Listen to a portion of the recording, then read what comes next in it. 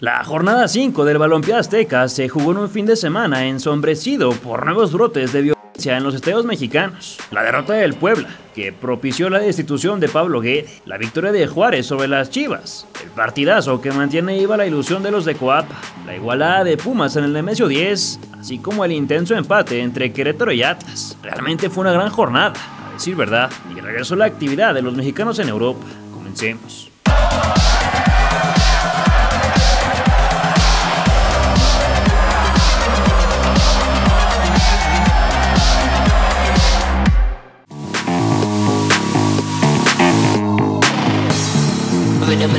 Bajo una atmósfera bastante tensa, Puebla y Atlético de San Luis inauguraron la cuarta jornada del fútbol mexicano. Antes del inicio del partido se informó que el silbatazo se retrasaría 10 minutos.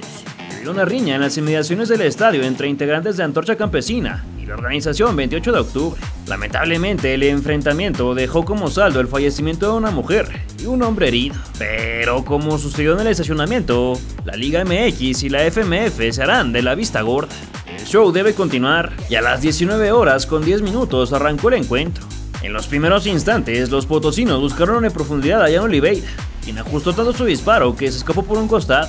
Poco antes de ir al descanso, los enfranjados la perdieron en zona de riesgo. Timo Wicks filtró para el 22, Jesús Rodríguez lo arrolló y la pena máxima fue confirmada por el juez. Joao Pedro fue responsable del cobro y por todo el centro abrió la mesa. Al medio tiempo, el entrenador camotero movió en serio todo su cuadro y realizó 3 movimientos de jalón, entre los que destacó la salida de la araña para darle juego a Julio González. Pese a los cambios, la visita era más peligrosa y el ex Hull City se quedó cerca de marcar el segundo, de no ser por el enguantado. Más adelante, el 10 argentino sacó un misil que intervino el arquero mexicano, que no pudo soportar tanto ataque rival, y al 70 permitió el doblete el nacido en Brasil, quien sentenció el resultado. Al término del juego, Pablo Guede anunció su renuncia del club poblano. La relación ya no era sostenible, y pese a la clasificación en Leagues Cup, las malas actuaciones en el torneo doméstico ya no se podían perdonar más, por lo que Martín, la Rata Bravo, estará de forma interina.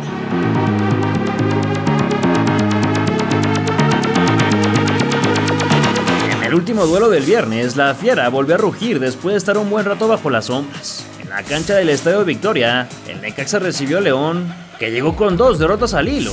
Quería regresar al sendero de los ganadores. Diver Cambino le pegó a la media vuelta, y aunque Oscar García dejó el rebote, se portó de forma correcta para bloquear el contrarremate de Pavel Pérez. Al 12, Steven Barreiro envió un pelotazo que no parecía tener mucho sentido.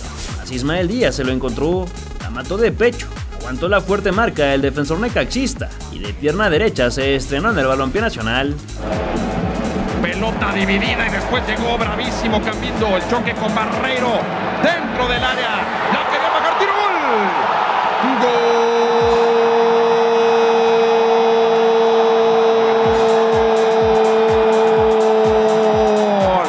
¡De León! Trazo largo para Ismael Díaz de León. Luego de que el Chicote Calderón se retirara entre lágrimas por una lesión que no le permitió seguir, Palavecino le pegó con rincón a la redonda, pero el joven guardameta rechazó hacia un costado. Al regreso de la pausa comercial, el cuadro hidrocálido acorraló a los panzas verdes, lo que fallaron en el momento más importante, y el ex de Cruz Azul erró una chance de rutina. Más tarde, el goleador del semestre pasado se quiso reivindicar y se quitó el de las manoplas, pero Valentín Pereira se plantó sobre la de cal para salvar la noche. A 10 del final, la actividad se movió a la otra costa, pues el profe señaló un tiro desde los 11 pasos por un foul de Raúl Sánchez sobre Rogelio Funes Mori. Debido a la ausencia de James por lesión, Nico Fonseca tomó el balón, sin embargo se quedó con las ganas. Los guanajuatenses de a poco quieren escalar posiciones en la tabla. La próxima semana regresarán a casa para encontrarse con su hermano, el Club Pachuca.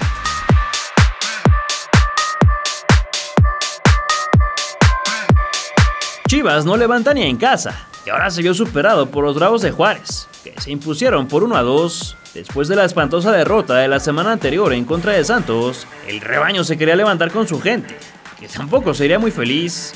En los primeros instantes, Guadalajara asfixió a la rival, y parece que el gol estaba por caer.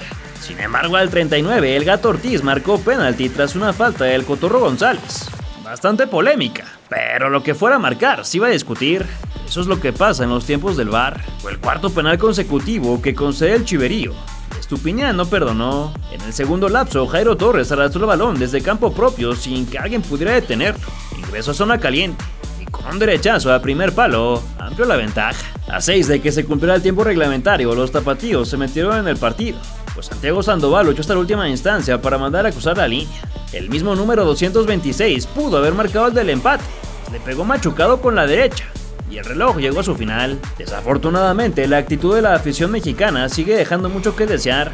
Al término del partido se informó que hubo una riña en las gradas, en la cual estuvo involucrado el hermano del canterano chivista Ángel Saldívar, y cuya nariz sufrió una fractura.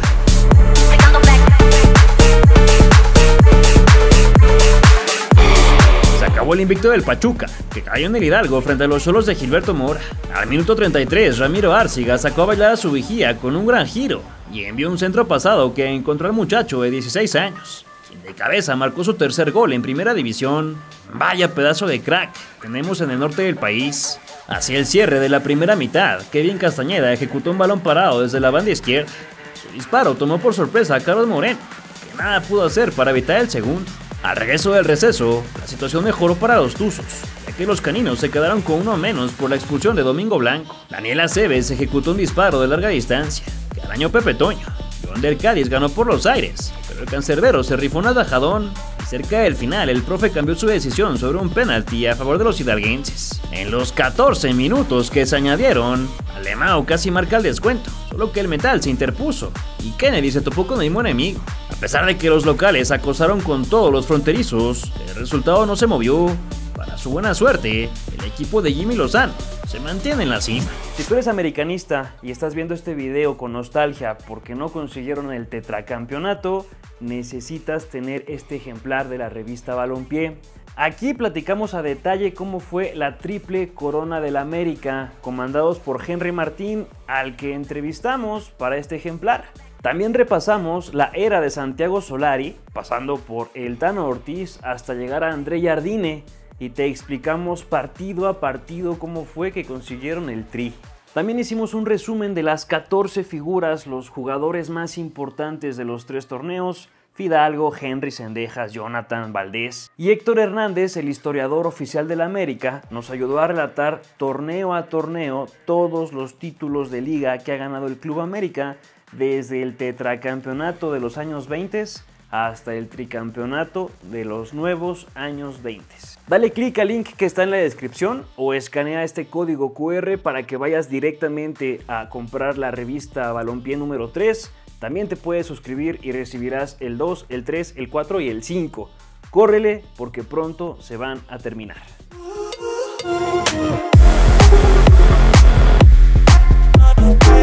El América, que conquistó todo el país, parece estar de vuelta. Con autoridad le ganó a Tigres en el Volcán. En el duelo más atractivo del fin de semana, siempre garantía de emociones, el equipo de Cuapa se enfrentó a los de la U de Nuevo León. Apenas al minuto 5 se juntó a la banda derecha de los universitarios, puesto que Javier Aquino filtró a Diego Lainez, quien le puso un penal en movimiento a Juan Bruneta para que la prendiera de primera y explotara el júbilo en las tribunas. A pesar de que los felinos se quedaron cerca del segundo, al 41 Cristian Borja recentró la llegada de Eric Sánchez, quien con el cráneo colocó el de la paridad.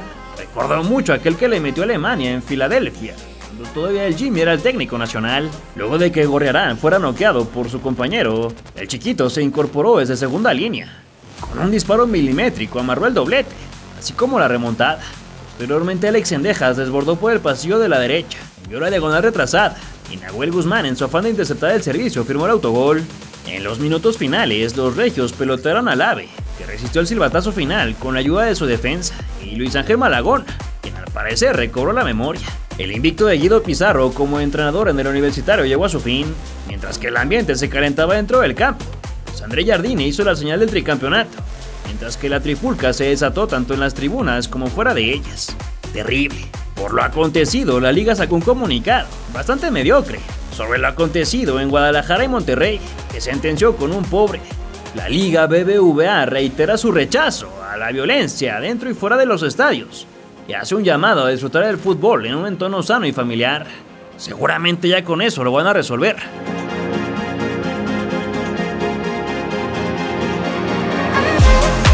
Cruz Azul sufrió por momentos, pero logró sumar de a 3 frente a Santos Laguna y ya es sublíder. En días recientes, David Faitelson se ganó el odio de los aficionados celestes, ya que reveló el contrato de George Giacomakis, ex delantero de la institución, quien cobraba un salario millonario.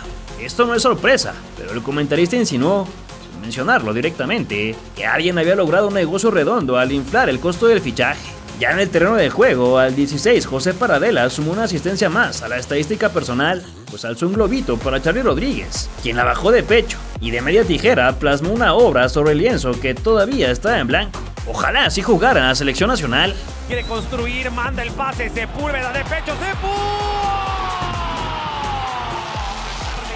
Charly, golazo,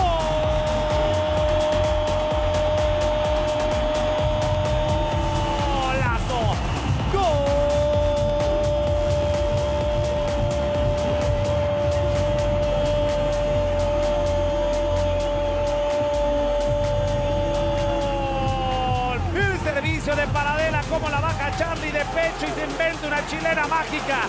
El Charly Rodríguez de la máquina, el Charly Rodríguez que anda en un gran nivel, que vuela, que pisa el área, que se inventa estas jugadas, obra de arte de Charly la máquina, con un golazo. Bou se quedó con las ganas de marcar el segundo. Como respuesta, los laguneros hicieron efectivo un balón parado. Bruno Bartichotto apareció a segundo palo para equilibrar la balanza. Sin embargo, a los guerreros no les duró nada el gusto.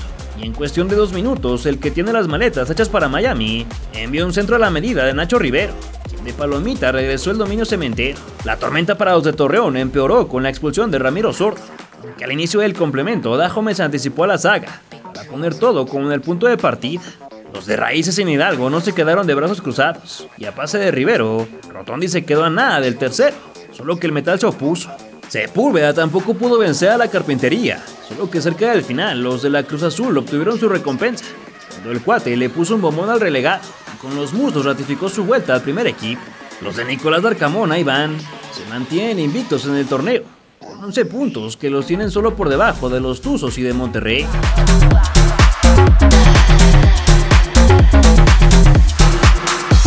Toluca dejó escapar puntos ante Pumas en el infierno y suma ya 2 partidos consecutivos sin ganar en él. Los Diablos enfrentaron el compromiso sin su máxima figura, Alexis Vega, que no fue convocado por el turco Mohamed para reservarlo de cara a la eliminatoria del Leagues Cup a mitad de semana. A los 24 segundos, el escuadrón mexiquense cae se adelanta, pero el niño no pudo ante la figura de Keylor Navas. Más tarde, Rubén Duarte envió un servicio de primera intención para Jorge Rubalcaba, quien tuvo tiempo de controlar y definir el primero de la noche. El Memote se dio la media vuelta, la chutó muy desviada. El México-americano se calentó con Diego Barbosa y el nazareno calmó las aguas con el cartón preventivo. Después, el ex Puebla mandó un centro que, gracias a un desvío, estuvo a punto de colarse al fondo del arco rojo. Caicedo se marchó en el carrito de las desgracias y el defensor español casi repite la misma dosis, solo que nadie llegó a cerrar la pinza. Al regreso de los vestidores, Luis García evitó el gol en propia puerta. Así como el primer lapso fue azul, el segundo se pintó escarlata. Y acá al 67, Paulinho destacó en medio de una serie de rebotes. Deseo de tacón al Canelo Angulo, quien fusiló al Tico para igualar la contienda. Los del Pedregal ya estaban pidiendo la hora. Héctor Herrera le pegó de larga distancia y obligó el lance del costarricense. Se aferró al puntito. Estos dos equipos han empatado en los últimos 3 enfrentamientos, algo que no ocurría en el periodo entre 2006 y 2007. La verdad que me voy con un saborcito amargo. Me parece que hicimos un partido para merecer más. Esa es la realidad, en una cancha contra el campeón, un equipo que tiene un presupuesto 10 veces más que nosotros, y me parece que les plantamos cara importante. Efraín dijo recién que tenemos más presupuesto nosotros, entonces por ahí puede ser por ahí, que pase por ahí. A mí también me tocó dirigir Pumas y llegamos a semifinal, por ahí con un presupuesto más escueto que lo que tienen ahora. Entonces no hay que hablar de los rivales, hay que saber respetar. Cada uno juega como quiere o como puede. Entonces hoy nosotros tuvimos que corregir porque el rival nos llevó a un lugar que nos complicó, nos hizo el gol por ahí, nosotros después ajustamos y creo que seguramente nos encontraremos más adelante, porque me parece que Pumas puede estar en la fiesta grande seguramente. Tiene un buen equipo y un buen funcionamiento.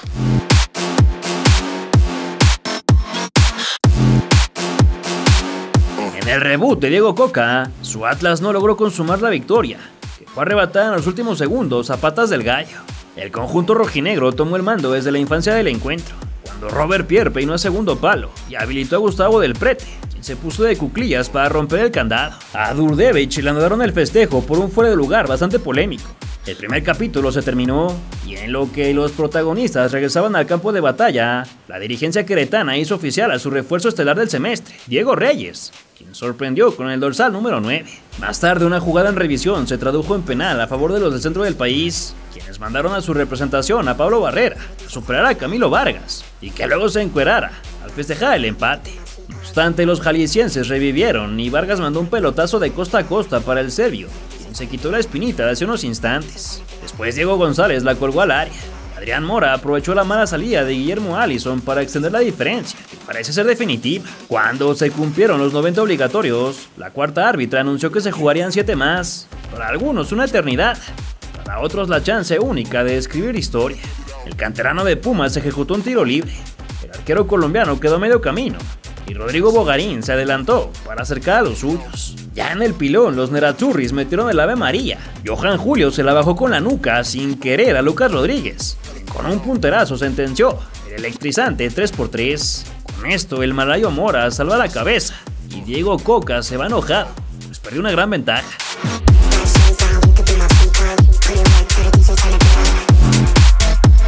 En el cierre de la jornada, Monterrey vino de atrás para darle la vuelta al Mazatlán en el Gigante de Acero, pero igual se confió al final y casi les empata. Al 13, José Esquivel se encontró con un pésimo rechace de Oliver Torres y le pegó con todas las agujetas para extender el tablero. Mete este centro, intenta cuidar el disparo, ¡gol! ¡Gol!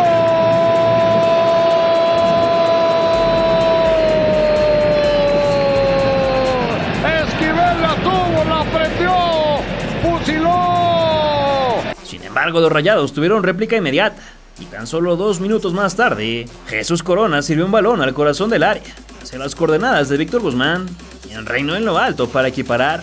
Enseguida, Sergio Canales filtró entre líneas para Lucas Ocampos, que en primera instancia remató la humanidad de Ricardo Gutiérrez, pero en el contrarremate la mandó a guardar. En el agregado de la primera parte, el ex Sevilla recibió por el costado de la izquierda, se quitó un par de elementos cañoneros, se acomodó y con un fierrazo descomunal reafirmó su regreso a las grandes ligas. Va para Lucas Ocampos, Ocampos abre el espacio, saca el tiro, ¡golazo!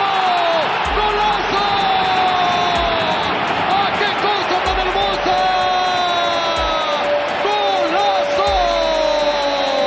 ¡El pura sangre! Los de la Perla del Pacífico estuvieron cerca de descontar, solo que el Corcho Rodríguez apareció Salvador sobre la línea para evitar el tanto de Fabio Gómez. En la recta final, Nicolás Benedetti hizo lo que quiso por el costado de la derecha y retrasó para Omar Moreno, que con un disparo cruzado acercó a los suyos, para casi hacer la épica en la propina.